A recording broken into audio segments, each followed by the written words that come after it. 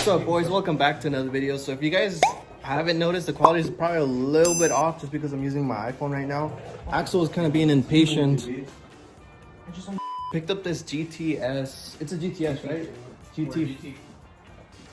GTS. I'm not too sure, but it's the splitter that a bunch of people rock on their M3s, and it looks super sick. Especially once it's on the car. Normally it is for like an M3 bumper, but because we're running like an M3 replica bumper, we're like, you know what, let's get the lift and then try to like put it on. And so far it looks like it's fitting, but we might have to do a little bit of modifications to make it fit correctly onto this replica bumper. So 3-4 videos ago, I posted that the car was like dead, right? Like it broke down, and Axel was driving it like near Monterey, which is like 2 hours from where we live. It kind of broke down, and I finally kind of got around and talked to him and to see what was kind of wrong with it. And honestly, it was just the crankshaft positioning sensor, and the radiator like just completely like busted and broke. So it left him stranded. It just did not want to go. That's the video today, where hopefully we can get the car running, take it out for a drive, and then get this GT3 splitter on, which I'm not too sure how we're gonna get it out of the driveway, because even with the bumper without the lip, it kind of like depending if you didn't go at an angle or not, it would kind of rub a little bit. Now with the lip brings it down maybe like 2 inches. Like, look at that thing. Sheesh. So stay tuned for tomorrow's video, and I'll let you guys know why Axel got kind of butthurt that we don't have a space in our driveway. So new nickname, Axel the BMW Destroyer, Beamer Destroyer. Fun times. Yeah, it's gonna be stay tuned for tomorrow's video. It's gonna be an interesting video because it kind of hurts me a little bit. I hate this guy right now. So here's that bumper. The wrap, like I said, I'm pretty sure you guys heard me like say it multiple times, but it's like hexes, and it is like plastic, so maybe that's why it's not like holding on in the corners, like right here and right here. Not to mark the bumper, usually it gets primed or painted, or you could use primer 94 to fix it, but yeah. Sheesh, professional. He gets a second job at a actually wrapping shop, and he thinks he's all like good. Hey, fucker, it's called YouTube. What the fuck? But anyways, he's gonna redo the wrap probably pretty soon, maybe in like a day or two. Color. I don't know. You guys haven't figured it out by now. If you guys follow my IG, you guys probably know, but it's Axel's car now. The E90 didn't go anywhere. We kept it in the family, but it's Axel's car now. He's still waiting for his kind of like car to come in. He definitely wants to get a 335, so there's gonna be 335s like coming in for sure. I don't know. Patrick wants to get a 135. Axel wants to get a 335. Patrick might take a couple months though. I don't know. But Axel, maybe in a month, maybe in 2 months. I'm not too sure. Hopefully he can get it really soon. The car's still not going anywhere. We're gonna keep it just in case like we need to work on another car, and we can use this like as a daily or something. So new car for this fool, and a new wrap is gonna be coming to this. And we might even do rims just to make it a little nicer, because I don't like these stock rims. I'm not too sure. But yeah, it's a new wrap, new everything's gonna be coming in. I'm not gonna do like a part, or I'm not gonna do like a series or anything, just like I did before when I was doing it like with the green, just because I don't want to repeat the same like video over and over again. And after the lip and after these mods, we might be doing some mods to the engine. I'm not too sure. I don't know. It just depends what kind of route he wants to take. But yeah, there's plenty of E90 content coming. We just gotta wait. We gotta figure out what route we want to take the car in. But this, well, you never posed. I do pose. Never pose, bro. Nah, you're not. It's gonna be like July 30th when you post. Just grab my car. This. But yeah, this lip's gonna be so aggressive, and I'm telling you guys, like, look, that's a lot. That the car needs to, like, the bumper just drops. It's gonna be a lot. Later. All right, cross your fingers, guys. Go. Nothing? Ah. The battery's probably like super dead now. If you guys can't tell, Axel was super pissed off at this point. He spent days working on this car and it still couldn't turn on. Since it wasn't my project, I decided to have some fun and joke around a little, pointing at random things in the engine bay, saying, maybe this is why it didn't turn on. Maybe you should take it to a real mechanic. Just completely messing with that fool. But obviously I already knew that my goal tomorrow was to get the car working for him. So it's the day after. Last night we literally could not get this car to like crank over like at all. Like the battery was super dead. Axel went to work, so he's not here today. I'm gonna unplug this camera because that way he won't be able to check inside, because I'm gonna surprise him. Hopefully by the time he comes home, which is like roughly like 6-ish, I have the car washed like starting, it looked drivable, and I have the new GT. I forget the name all the time. I don't remember if it's the GTS or GT4 wing. I'm pretty sure it's a GTS wing though. I mean splitter. So let me go ahead and disconnect the camera, the security camera, and then I'm gonna be working over here.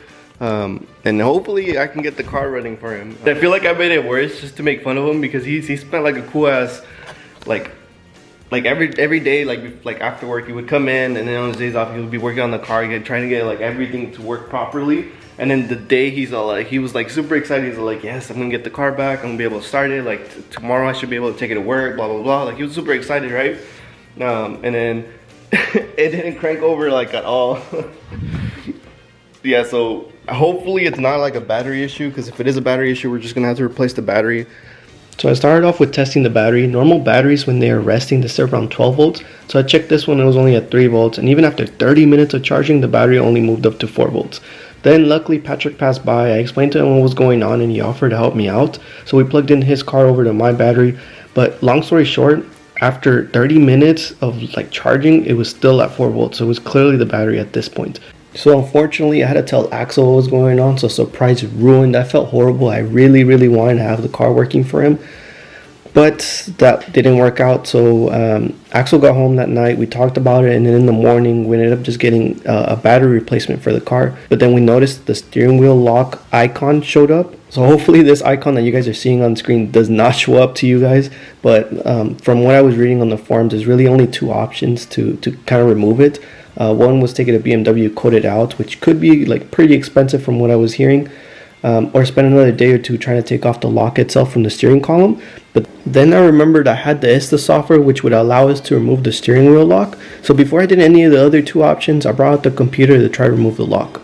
After hours and hours of me trying to figure out the ISTA software, and me looking at videos and me looking at forums, because there's not a lot of people that actually work with the ISTA software. I've only found like one YouTuber that does, and I followed his steps, but the way he was focusing the camera, like it was really hard to like read his screen. So I was honestly just like kind of BSing everything, and it was super hard. But I finally I got the car working.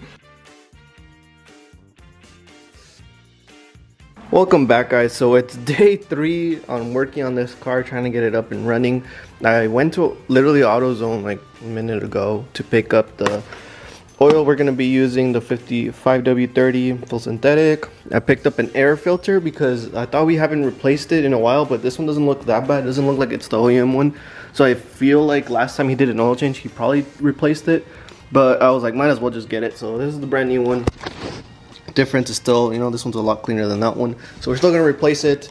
And then we got the, of course, the oil filter that we're gonna do right now. Before Axel gets home, hopefully I can have the car running and washed and cleaned and all the wrap stuff like fixed that are peeling up.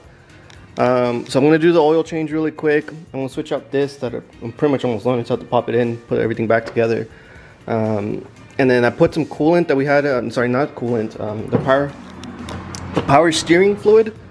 We had a little bit left, and I put some in. It should be enough. If I need to put in a little bit more once the car's actually running, then I'll just fill it up, because we still have like half a bottle of that.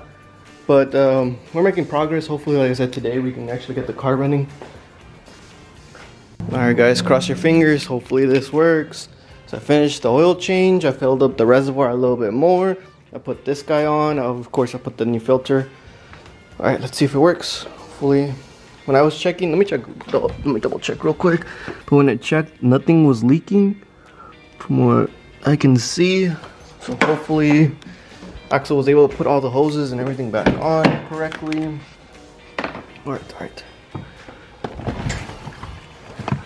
And of course the battery's working. Fresh brand new battery. Alright.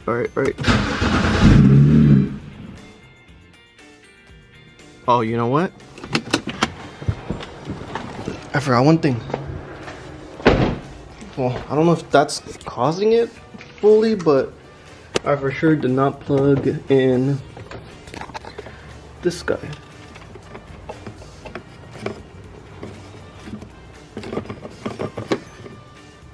Okay, everything's plugged in nice and neatly. Alright, let's give this a try one more time. The steering wheel's nice though. Alright, cross your fingers.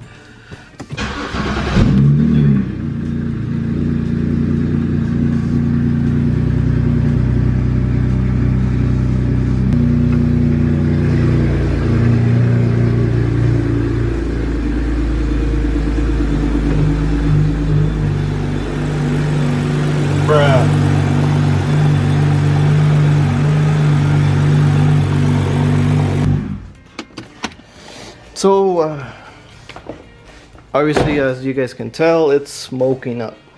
So Axel did the valve cover gasket, like he completely replaced it since he was already like working on the engine. He replaced the valve cover gasket. Looks like it's smoking really bad back here, which it could be just the oil that was either dropped when he was doing the valve cover gasket. Because I remember when I did mine was smoking for a little bit. I let the car run and then it just kind of burned out the excessive oil that kind of like slipped out. Because I don't see any like, you know, leakage. Oh, I see oil right there, a little bit of oil, but nothing too crazy, you know. Might let the car run a little bit more. So the smoke completely went away. So it was just like I figured out. It was honestly just because of the gasket that was replaced. Axel probably dropped a little bit of oil back there where the gaps are at. Even though they're gutted, it still creates a lot of heat. So a bunch of smoke started coming out. So the car is running fine. I've had it running for maybe 10-15 minutes already, and it seems fine. I'm just gonna back it off, take it just literally just around here, just really quick.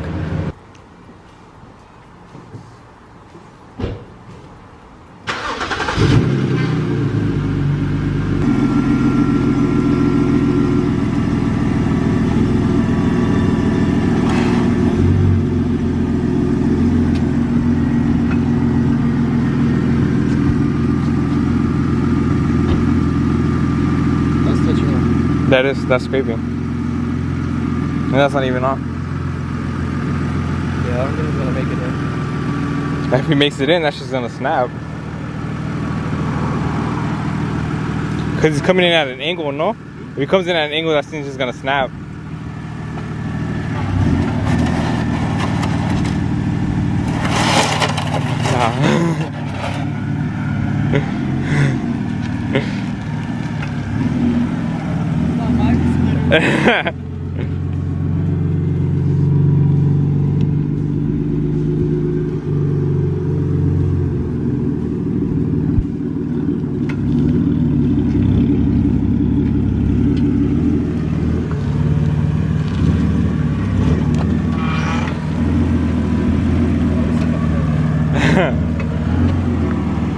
Oof.